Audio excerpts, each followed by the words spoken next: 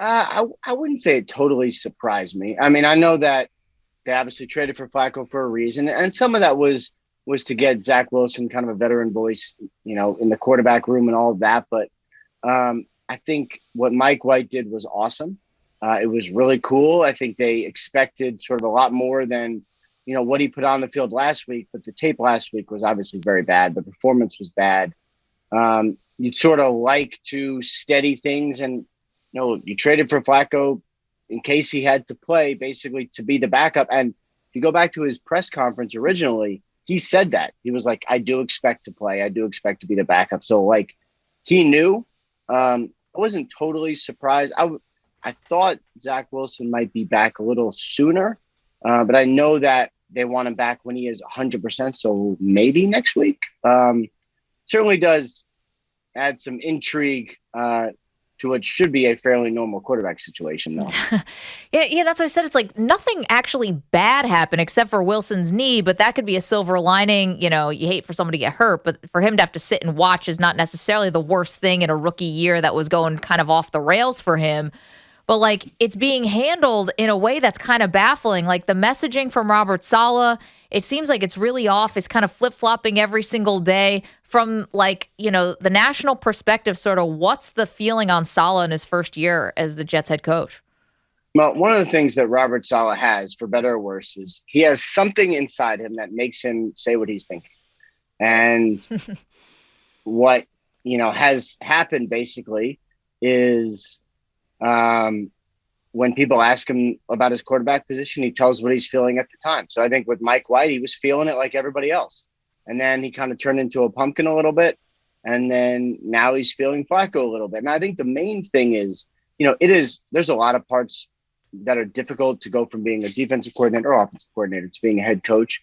But handling a really tough quarterback situation where you have a highly drafted rookie, you love him, you believe he's the future, he's playing up and down, and then he gets hurt, and then your GM trades for another quarterback, and then the other. I mean, there's a lot of things here. Like, the fact that Mike White played really well should actually be a good thing, but it turned into kind of like a weird PR thing.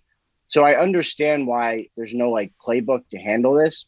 I think the main thing is Zach Wilson is the future. If you believe that, keep saying it. And watching is not bad. Like, there's no rule book. There's no map for how to develop a quarterback. Some people think you should play right away. Some people think you should watch the whole season. Some people think it should be both. The Jets are getting both. And obviously, hopefully it works out. And is there any concern about Wilson and the lack of progress he showed when healthy?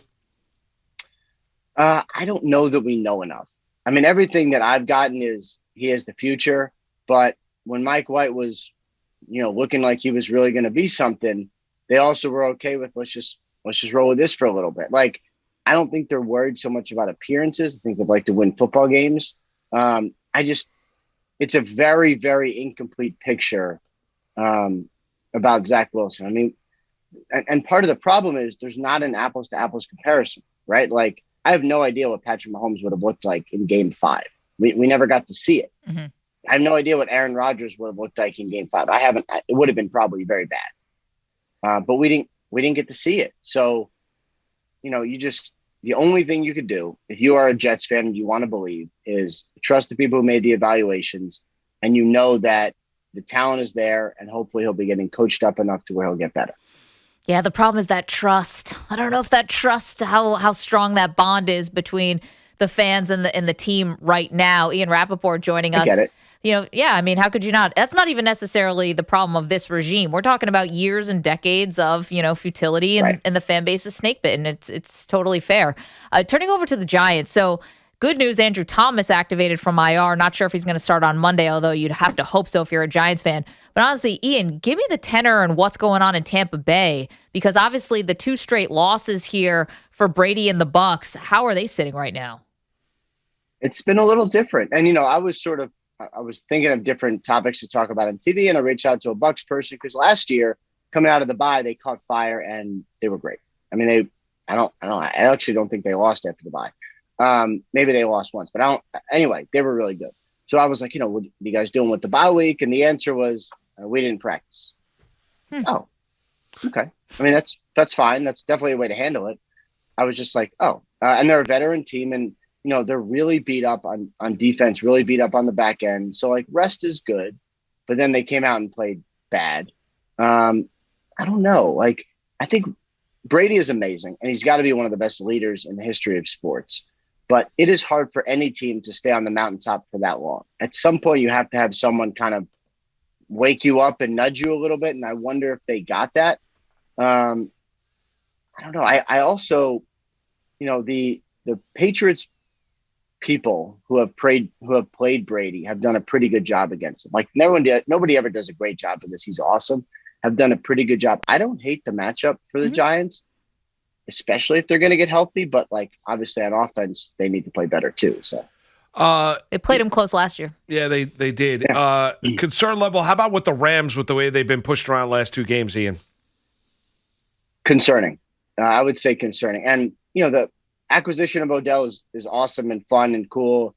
Von Miller was cool. Now he didn't quite look like himself the other day, and they're coming out of they're in a bye now. But it was so fascinating to watch the 49ers because they have not been a very good team this year. And there's always been questions about Garoppolo and Trey Lance, and I mean, a million questions. And all they did was come out and run the football right at them, and then all they did was tackle. And it was so basic, and it was so perfect, and they were way more physical. And, it was, I don't know about alarming, but it was definitely something where, like, I was getting a million texts during the game, like, can you believe this? Like, they traded Odell, signed Odell for this. I mean, all these things. And, I still think the Rams can be good, but when you spend all that capital on skill position guys and you have problems on the offensive line and your defensive line, which is great, is getting run on, these are not good things. Absolutely not. Ian Rapoport is our guest. He joins us on Thursdays. Want to stay out west, but I want to ask about Russell Wilson. So obviously the injury came back. He didn't look like himself. They didn't score in Lambeau. The finger issue seems like an issue. Obviously, they're 3-6. Yeah. They play the Cardinals this week. So, we knew Russell Wilson was unhappy going into this season and had had a list of teams that he actually wanted to get traded to. They were able to work it out. But if this season ends up kind of going nowhere, Ian, I mean, does this just strengthen Wilson's position of trying to get out of Seattle? It's definitely something to watch. And I don't know how this is going to end, but you can't deny it hasn't started great. And he's been injured, and then he came back. I don't know if he came back too soon, but it looked bad, right? And so, did the finger issue lead to them scoring 0 points? I don't know, but he just did not look like himself. It was going into this year, I think the relationship between Russell Wilson and the Seahawks was definitely better. However, there was always the hanging over part of this where it was like, if they win the Super Bowl, go deep in the playoffs, have a real success, what was going to happen? He's got a year left on his contract after this year. They could let him walk after that, but then it's like, if Russell Wilson's going to say goodbye, you got to get something for him. You just have to. So, are they going to trade him is definitely now one of the prevailing storylines of the rest of the season and the offseason. Some of the places I think he would look would involve big cities. Are the Giants set on Daniel Jones? Where does his development? I mean, I can't ignore any of that, and I won't be ignoring any of that this season. We'll see it play out, but it's going to really, really be fascinating to see which way it goes. Wait, Ian, do you think the Giants would be at the top of that list right now? I know we're speculating. We got a lot of season left to go, but do you think the Giants would be at the top? Because they weren't on his initial list that he put out, which was like Chicago, Las Vegas, and New Orleans, I guess, the other one? Yeah, New Orleans was one, and then there was one more that I can't remember. I mean, I would say New Orleans presumably would still be there since they don't have a quarterback in the future. Vegas, we'll see what happens with Derek Carr. I don't know if the Giants would be at the top, but I do know, obviously, they have not won a lot of games in recent decade, I guess. Players still consider them to be in the upper echelon, regardless of the record. So I would imagine if they are in the market for a quarterback, I would think he'd be interested.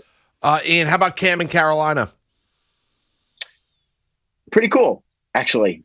I mean, I try not to get swept up in feel good stories because I don't know, sometimes it's like you believe in Mike White and then he throws 4 interceptions. Yeah, right. That's why you don't believe. That took away all your innocence, the Mike White fall. That's it. No more white, lightning or white Christmas or whatever. Anyway, I think the Cam story is really cool. I think he's going to start. I think he's going to look good. And, the Patriots, he was on track to start, and then he had to sit out because of the COVID things, because he wasn't vaccinated. Mac Jones took a leap, and then they're like, well, he's just progressing. This guy has to be our starter. And obviously that was the right decision. Cam didn't play bad there. He didn't play bad at the beginning of last year before he got COVID. I would expect him to be pretty good, exciting and fun, and probably a little bit better than average quarterback, which with the defense is good. Like, they could be a playoff team with that. Like, that is a really, really cool storyline. Did not see that coming. Definitely not. Ian, finally for one for me, which is game of the week. At least, I know Jets and Giants fans we've got our own vested interest in those teams, but Cowboys Chiefs, just overall on the slate, hugely important and really intriguing. Chiefs coming off of what looked like they found their offense against the Las Vegas Raiders. Cowboys obviously coming off the shellacking of the Falcons. Between these two, which one is like more believable as a true contender?